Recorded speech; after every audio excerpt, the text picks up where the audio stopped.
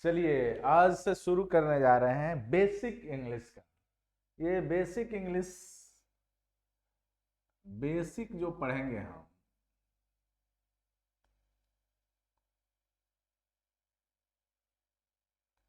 कोई भी पढ़ सकता है इसको, चाहे वो 9th में हो, 10th में हो, 11 में हो, 12 में हो, ग्रेजुएशन में हो, कहीं पर भी हो। बेसिक अंग्रेजी की जानकारी सबको होनी चाहिए। तो बेसिक अंग्रेजी में लेकिन आज मैं एकदम वहां से पढ़ाने जा रहा हूं जहां से अंग्रेजी शुरू होती है। इसका मतलब हुआ कि मैं आज आपको अल्फाबेट से पढ़ाऊं। ठीक है, तो अल्फाबेट से शुरू करते हैं। ये अल्फाबेट, अल्फाबेट पहले जान लो। तो अल्फाबेट होता क्या है? अल्फाबेट ए से लेकर जेड तक को अल्फाबेट कहते हैं। अल्फाबेट्स नहीं, अल्फाबेट। अल्फाबेट्स का अलग अर्थ हो जाए। अब अल्फाबेट को हम कई तरह से सीखेंगे। चलिए तो पहले देखते हैं अल्फाबेट को हम पहले साउंड के नहीं, पहले हम लोग इसको स्ट्रक्चर के आधार पर लेते हैं। तो लिखते हैं अल्फाबेट अकॉर्डिंग टू साउंड। चलो चलो चलो चलो चलो, साउंड के आधार पर पहले देख लेते हैं। तो साउंड के आधार पर अल्फाबेट को बाबू दो भागों में बांटा जाता है।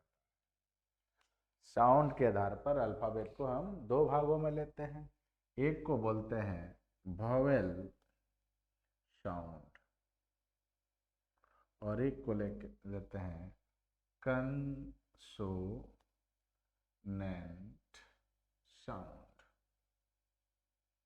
एक अल्फाबेट को हम लिए साउंड के आधार पर, तो अल्फाबेट को दो भागों में बांटे, एक वॉवेल साउंड और एक कंसोनेंट साउंड। हिंदी में जो अ, आ, ई आदि होता है, इसी को कहते हैं वॉवेल साउंड। और जो व्यंजन होता है, यानी क, ख, ग से यहाँ तक आदि, इसको कहते हैं कंसोनेंट साउंड। अंग्रेजी में क्या होता है, जिससे अ, ए, आ, ई, उ, ए का निर्माण हो जाए, यानी ए, ई, आई, ओ, यू, इन्हीं से इसका निर्माण होता है। ये हमेशा वॉवल साउंड होता है। और रेस्ट जितने बच गए, जैसे बी बच गया, सी बच गया, डी बच गया, एफ बच गया, एच बच गया, जी बच गया, बहुत सारे ऐसे शब्द आपको मिलेंगे जो इनमें नहीं है, ए, ई, आई, ओ को छोड़कर, वो सारे कंसोनेंट साउंड। इनका भी प्रयोग इसलिए सीखना जरूरी होता है कि जब हम लोग आर्टिकल एक चीज पढ़ते हैं अंग्रेजी में, जब आगे बढ़ेंगे हम लोग तो वहाँ चलेंगे, तो वहाँ इसका काफी महत्व है, इसलिए वहाँ हम लोग इसको सीखते हैं। तो आप बेसिक में पहले ये जान लीजिए कि जब हम किसी भी अल्फाबेट को साउंड के आधार पर बांटेंगे, दो तरीके लेंगे। एक को लेंगे वॉवेल साउंड और दूसरे को लेंगे कंसोनेंट। वॉवेल साउंड कौन होगा? जिसका निर्माण किससे, अ, आ, ई का निर्माण हो जाए, तो सब वॉवेल साउंड है। जो क, ख, ग, घ का निर्माण करता है उसको कहते हैं कंसोनेंट साउंड। तो अकॉर्डिंग टू साउंड अल्फाबेट ये दो प्रकार से बांटे जाते हैं। चलिए आगे बढ़ते हैं, फिर इसको मिटाते हैं।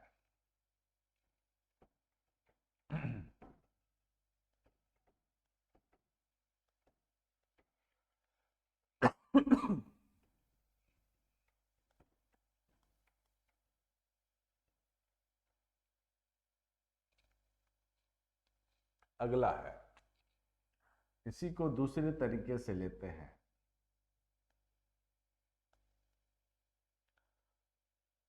Alphabet according to a structure,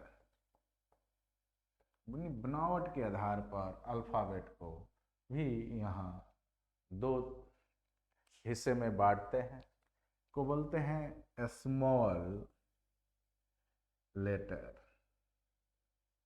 और एक होता है capital letter. Capital letter, small letter और कैपिटल लेटर सब आप जानते हैं, फिर भी मैं जब बेसिक लेकर चल रहा हूं तो एकदम बेसिक से पढ़ाएंगे ताकि आपको ज्ञान हो। स्मॉल लेटर जैसे होता है ए, बी, सी, डी, ई, एफ,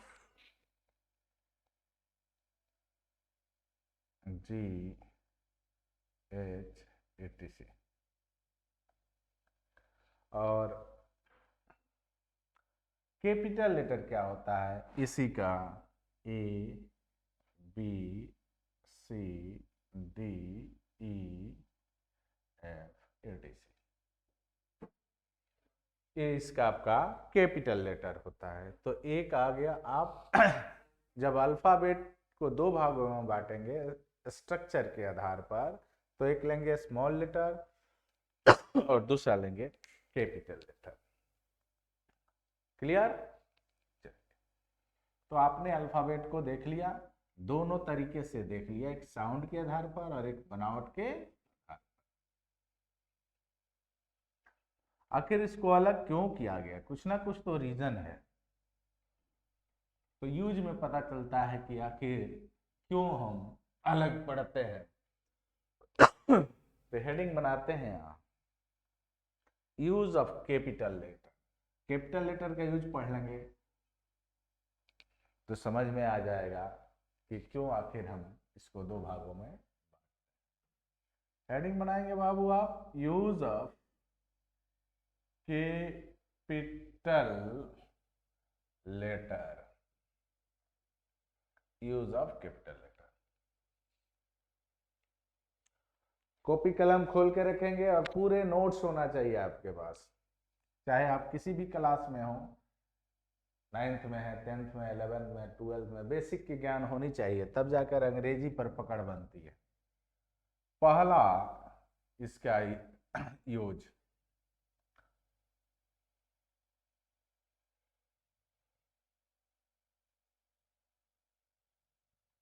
किसी भी वाक्य का पहला शब्द का पहला अक्षर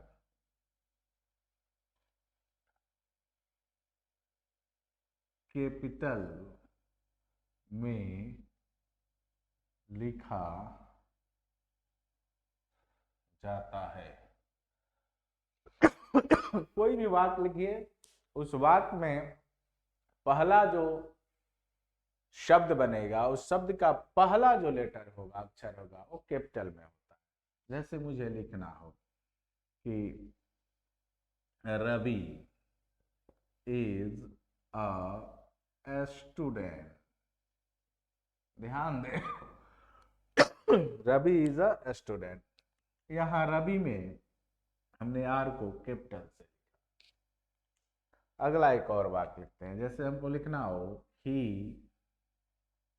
हैज अ कार। ध्यान से देखो बाबू, यहाँ हमने ही में कैपिटल लेटर लिया। अगर इसी को स्मॉल से लिख दिया जाए तो ये वाक्य दोनों गलत हो जाए। तो बहुत बारीकी से समझने की जरूरत है कि कैपिटल लेटर क्यों पढ़ते हैं। तो क्लियर है? पहला, किसी भी वाक्य का पहला शब्द का पहला अक्षर कैपिटल में लिखा जाता है। दूसरा, प्रॉपर नाउन। प्रॉपर नाउन क्या होता है पहले जान लीजिए। किसी भी खास व्यक्ति, वस्तु या स्थान के नाम को प्रॉपर नाउन कहते हैं। तो प्रॉपर नाउन का पहला अक्षर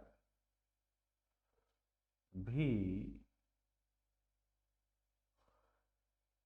कैपिटल लेटर से लिखा जाता है, चाहे वह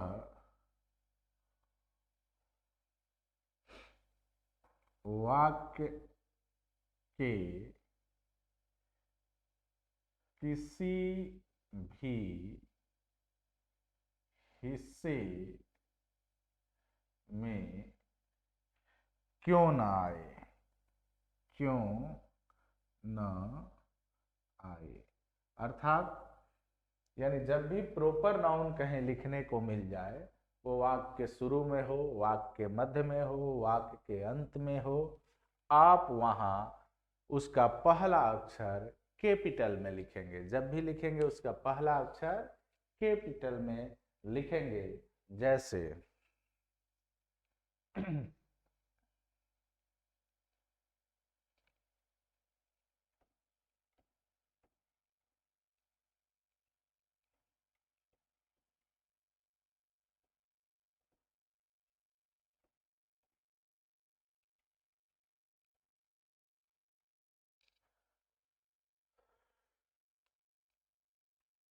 इंडिया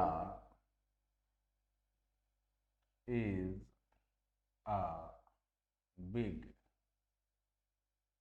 कंट्री। देखिए शुरू में है, हमने इसको आई को कैपिटल में दिया। दूसरा we know that Akbar was the great king of India. गौर से देखेंगे, इसमें दो प्रॉपर नाउन आया है, एक अकबर आया है और दूसरा इंडिया आया है। अकबर हालांकि वाक्य के बीच में है, मध्य में है, फिर भी हमने उसका पहला अक्षर कैपिटल से लिया है। अगर इसके जगह ऐसे अकबर मिल जाए, अकबर ऐसे मिल जाए तो ये वाक्य गलत हो जाए। क्लियर। और ये फिर अंत में आया इंडिया, तो हमने कैपिटल लेटर से लिखा। इसका मतलब ये बनता है कि प्रॉपर नाउन वाक्य में किसी भी स्थान पर आ जाए तो सदैव हम उसे किस में लिखेंगे, कैपिटल लेटर में ही लिखेंगे। चलिए, तो दो प्रॉपर कैपिटल लेटर का दो प्रयोग आपने देखा।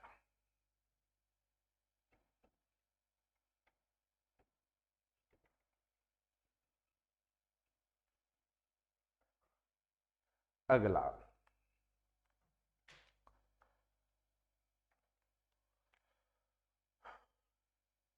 तीसरा रूल कहता है, यूज में तीसरा यूज कहता है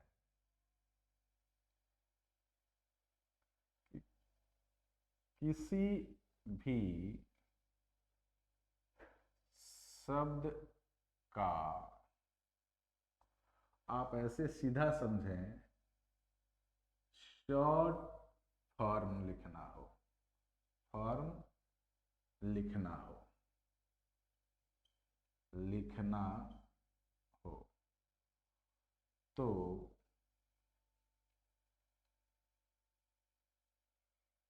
उस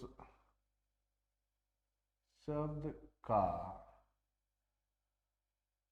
पहला लेटर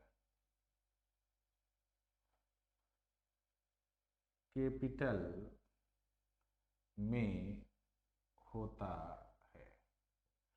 जैसे शॉर्ट फॉर्म आप समझ सकते हैं, आपके लिए ही ज़्यादा मैं बोल रहा हूं कि शॉर्ट फॉर्म समझिए। जैसे मैं लिखूं ब्लॉक डेवलपमेंट ऑफिसर,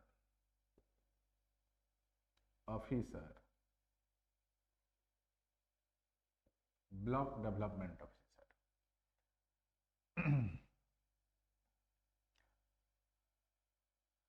को लिखना हो ब्रिटिश बैच ऑफ कम्युनिकेशन, ध्यान से देखेंगे। तो अगर इसको शॉर्ट में लिखेंगे तो इसका पहला अक्षर कैपिटल में आ जाएगा बी, इसका पहला अक्षर कैपिटल में आ जाएगा, इसका पहला अक्षर कैपिटल में आ जाएगा। सेम इसी तरह बी, बी और सी, तो इसका पहला अक्षर कैपिटल में आएगा।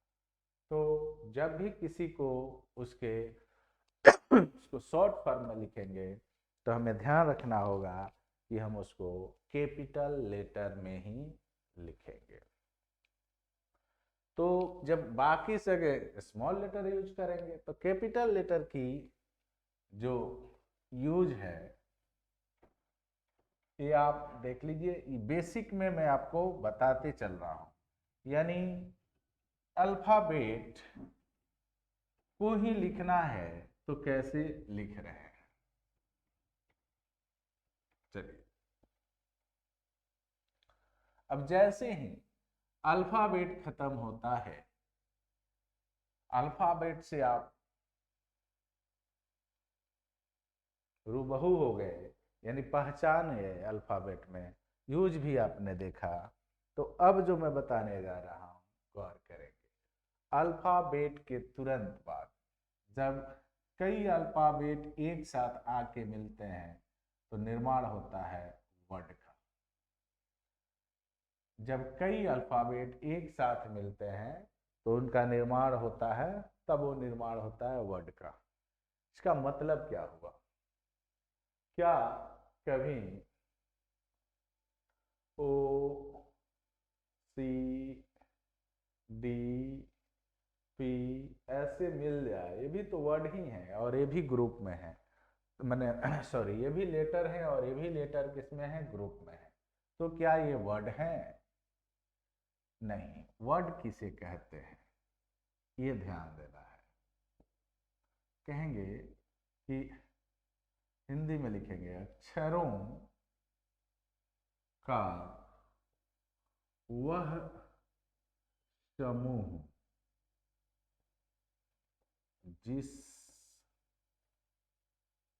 जिससे किसी अर्थपूर्ण शब्द का निर्माण हो उसे शब्द कहते हैं। जैसे, यानी उसका कुछ ना कुछ क्या होना चाहिए? एग्जैक्ट मीनिंग होना चाहिए, अर्थ आना ही चाहिए। अगर उसका अर्थ नहीं आ रहा है तो समझिए कि वो आपका वर्ड नहीं है। जैसे हम मान लीजिए कहें यहाँ बॉय, ठीक है, या मैं कहूँ बॉयज, और इससे ओ बी एस वाई, ठीक है, या इसको लिखे, यहाँ एस तो है नहीं, इसको ऐसे लिख दें, तो ये वर्ड नहीं है। लेकिन ये वाला क्या है बाबू? वर्ड है। ये समूह हो सकता है अक्षरों का, लेकिन वर्ड नहीं हो सकता। वर्ड तभी होगा जब उसका क्या हो? अर्थपूर्ण, यानी उसका कुछ ना कुछ एक शाब्दिक अर्थ निकले। जब तक उसका शाब्दिक अर्थ नहीं निकलता वह वर्ड नहीं कहला सकता। जैसे बॉयज है, अर्थ निकलता है लड़के, तो ये है वर्ड। लेकिन इसी को कोई ऐसे लिख दे वाई ओ बी एस, ये कोई शब्द नहीं है, ये अक्षरों का समूह है। तो ये भले शब्द हो सकता नहीं ये शब्द है, लेकिन ये शब्द नहीं है। क्यों? क्योंकि इसका कोई शाब्दिक अर्थ नहीं है। तो जब तक जिसका शाब्दिक अर्थ नहीं होता उसे हम सब्जेक्ट नहीं कहते, सॉरी, शब्द नहीं कहते। अब आगे बढ़ते हैं। ये शब्द ही बाबू आगे बढ़ के जब बहुत सारे शब्दों को एक साथ लाते हैं तो वो शब्द क्या हो जाता है? वाक्य हो जाता है। गौर से देखेंगे। अब बात आ रहा है शब्द अब आ रहा है वाक्य, यानी सेंटेंस। यहां लिखते हैं सेंटेंस। सेम फंक्शन है बाबू। सेंटेंस किसको कहेंगे?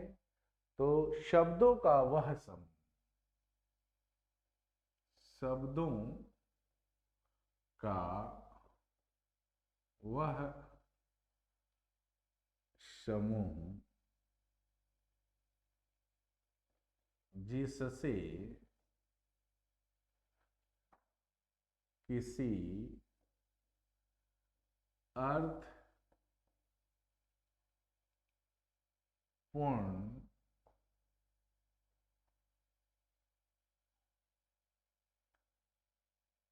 बात का पता चले।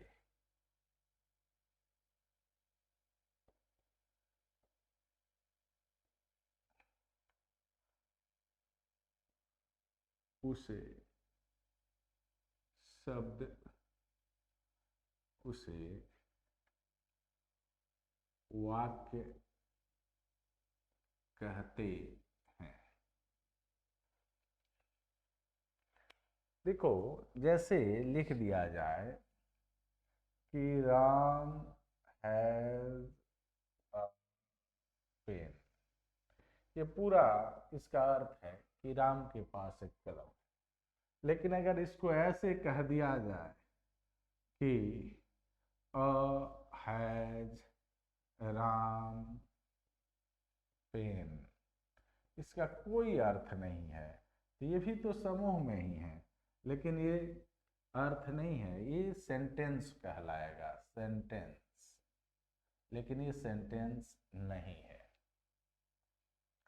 गौर करना है कि ऊपर वाला तो सेंटेंस है, लेकिन नीचे वाला सेंटेंस नहीं है।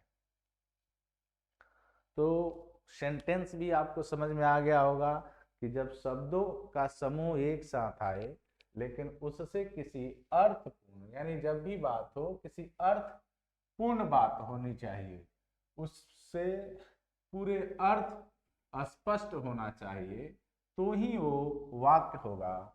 और बगैर अर्थ स्पष्ट किए वो वाक्य नहीं हो सकता, वो शब्दों के समूह जरूर हो सकता है। अब देखते हैं।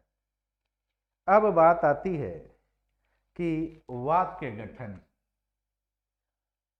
यानी formation of sentence, formation of sentence.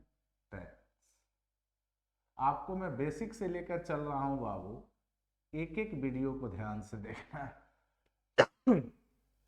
कल का वीडियो इससे भी ज़्यादा जरूरत माने जरूरी का होगा, जो अंग्रेजी यदि आप सीखना चाहते हैं तो formation of sentence, formation of sentence में क्या किया जाता है कि एक सब्जेक्ट लगाया जाता है, एक वर्ब लगाया जाता है और एक ऑब्जेक्ट लगाया जाता है। ऑब्जेक्ट या अदर वर्ड लगता है, अदर वर्ड लगता है। अब यहाँ ये जो सब्जेक्ट है, ये वर्ब है, ये ऑब्जेक्ट है या अदर वर्ड है, ये सब क्या होंगे? ये शब्द होंगे। ये सब कोई ना कोई वर्ड होगा। अब इसको भी हम सब्जेक्ट के बाद वर्ब लगाए हैं, वर्ब के बाद ऑब्जेक्ट लगाए हैं। क्यों नहीं ऑब्जेक्ट लगाए हैं, सब्जेक्ट लगाए हैं, वर्ब लगाए हैं? तो फॉर्मेशन जब भी होगा, वाक्य निर्माण इस तरह से होगा। और ये जब बनता है, अब इसमें अब बहुत सारी बातें होंगी। जैसे अब सब्जेक्ट की बात चलेगी, फिर मैं आपको वर्ब समझाऊंगा, फिर मैं आपको ऑब्जेक्ट समझाऊंगा, फिर मैं आपको समझाऊंगा कि सब्जेक्ट कहते किसे हैं, सब्जेक्ट कितने प्रकार के होते हैं, सब्जेक्ट पढ़ना क्यों जरूरी है, फिर वर्ब पढ़ेंगे, वर्ब बताएंगे कितने होते हैं, फिर ऑब्जेक्ट कौन कौन होते हैं, क्यों ऑब्जेक्ट जरूरी है, अदर वर्ड क्या क्या होता है, तब जाके एक सेंटेंस आप बनाने के काबिल होंगे। ठीक है, तो कल जो वीडियो मिलेगा आपको वह शुरू होगा आपका सब्जेक्ट से। नेक्स्ट वीडियो आपका शुरू होगा सब्जेक्ट से, जिसमें पढ़ाऊंगा आपको मैं डूअर और नॉन डूअर सब्जेक्ट के बारे में। आखिर डूअर सब्जेक्ट क्या होता है, नॉन डूअर सब्जेक्ट क्या होता है, सब्जेक्ट कितने प्रकार के होते हैं, ठीक है, किसे सब्जेक्ट कहते हैं, ये सारी चीजें पर चर्चा नेक्स्ट वीडियो में होगी। Good bye.